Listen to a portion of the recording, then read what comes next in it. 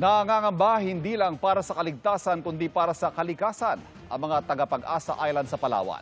Hinala nila ang mga basurang naaanod sa kanilang pampang galing sa mga nakapaligid na barko ng China. Nakatutok si Darlene Kai.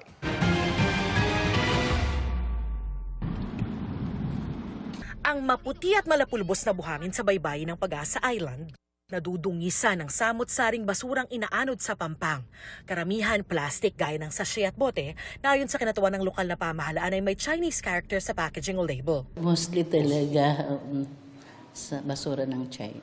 Hindi naman siguro nakapagtataka kasi nakikita nyo din natin, di ba, na may mga vessel sila dyan. So siguro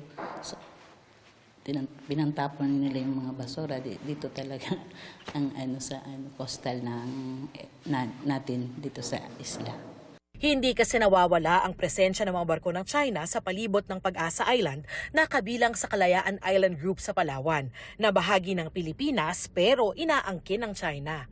Sa di kalayuan nga, kita ang barko ng China Navy, pati na China Coast Guard at Chinese militia vessels. Ikinalulungkot ng mga residente ang dagdag na anod na problema sa kanila. Siyempre sir, nakaka-apekto kay yung kalinisan ba ng ating dalampasigan. Wala tayong magawa kundi na lang ng mga programa na para matugunan yung mga ganong problema.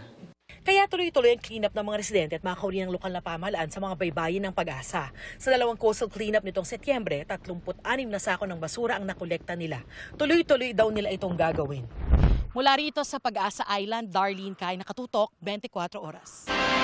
Mga kapuso, patuloy na tumutok sa mga balita. Mag-subscribe sa GMA Integrated News sa YouTube. Sa mga kapuso abroad, samahan niyo kami sa GMA Pinoy TV at www.gmanews.tv.